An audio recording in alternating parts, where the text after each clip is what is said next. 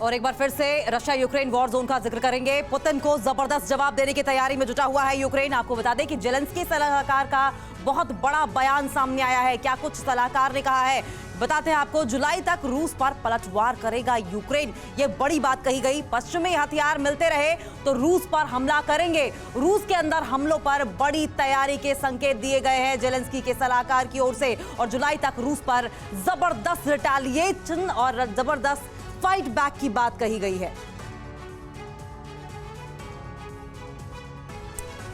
और अमेरिका से क्या चाहते हैं जेलेंस्की? हालांकि कई मौकों पर उन्होंने अलग अलग तरीके से अमेरिका को संबोधित किया है। यूक्रेन से लौटे यूएस डेलीगेशन का बयान, उसको भी जरा समझिए।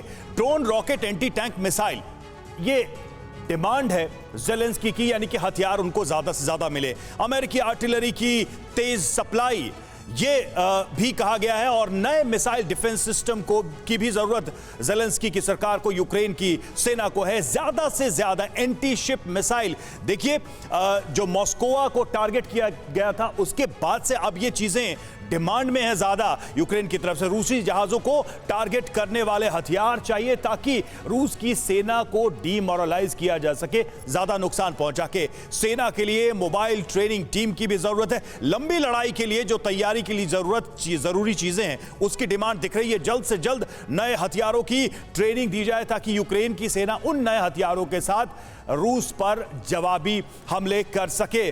और चतुर्वेदी सर, ये जो डिमांड्स हैं अभी तक की, चाहे जो सप्लाई हो, लेकिन जो जेलेंस्की की डिमांड है, ये एक चीज तो बता रही है कि लंबी लड़ाई में कैसे यूक्रेन चलेगा, टिकेगा और रूस को ज्यादा से ज्यादा नुकसान पहुंचाएगा, उसी की जरूरत इस वक्त दिख रही है जेलेंस्की को। और उसी से रिलेटेड हथियारों की डिमांड भी वो कर रहे हैं। बिल्कुल सही कहा रवि आपने कि जेलेंस्की मतलब यूक्रेन में काफी हद तक नुकसान हुआ है, हथियारों का नुकसान हुआ है, उनको भी रिप्लेनिश करना बहुत जरूरी है।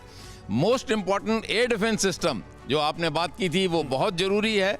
इसके अलावा एम्यूनिशन सिस्टम, गन्स, M777 की कुछ दिन पहले रिपोर्ट थी। लेकिन ये सब जो चीजें हैं state of the art America नहीं दे रहा उनको। वो जो अपने स्टॉक्स में पड़े हुए हैं उस तरह की चीजें दे रहा है। और ये दुखद है लेकिन ये हकीकत है। ठीक है। और इस बीच एक अहम खबर यह कि यूक्रेन के राष्ट्रपति ने और हथियारों की डिमांड की है। कहा है कि उन्हें और हथियार दिए जाएं।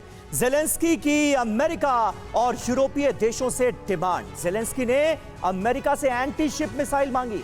यूक्रेन के एंटी शिप मिलना बेहद जरूरी है। यूक्रेन को यह कहा है जेलेंस्की ने, एंटी शिप मिसाइलें मिलेंगी तभी अनाज बाहर जा पाएगा। यह कहना है जेलेंस्की का। मिडिल ईस्ट और अफ्रीकी देशों तक जाता है अनाज।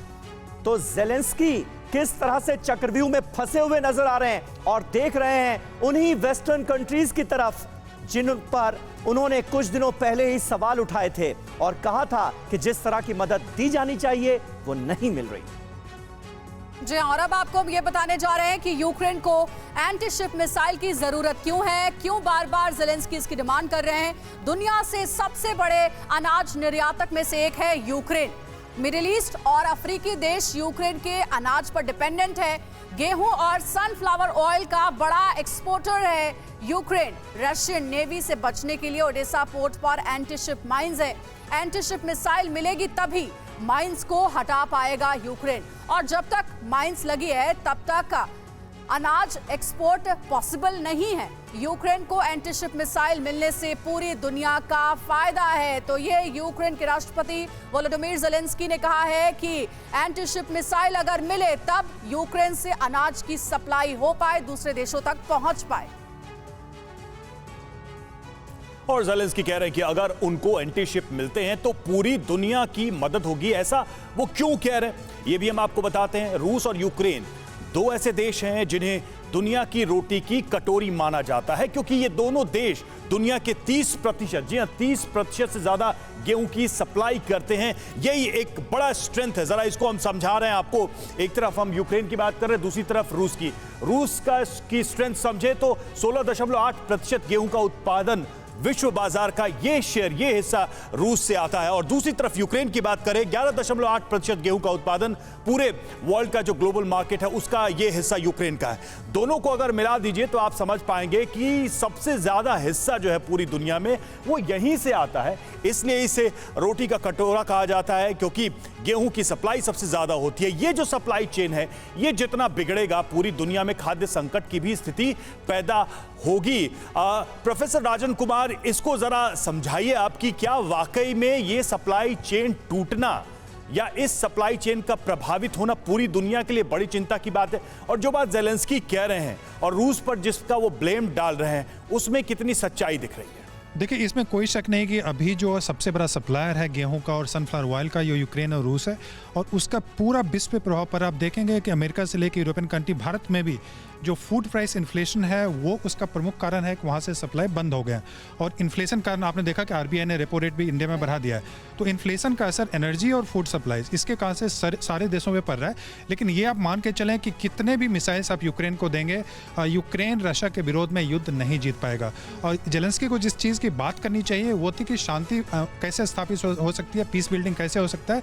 अनफॉर्चुनेटली मुझे जो दिख रहा है कि ज़ेलेंस्की अभी भी एक पपेट के रूप में काम कर रहे हैं वेस्ट का, और जो रियल इशू है उसकी बात नहीं कर पा रहे। राजन सर बिल्कुल सही कह रहे हैं आप, कितने भी हथियार दे दिए जाए। लेकिन एक जो बहुत इंपॉर्टेंट पॉइंट हम मिस कर रहे हैं चतुर्वेदी सर, वो ये कि ज़ेलेंस्की के सलाहकार कहते हैं कि जुलाई में हम स्ट्रॉन्ग रिटेलिएशन करेंगे।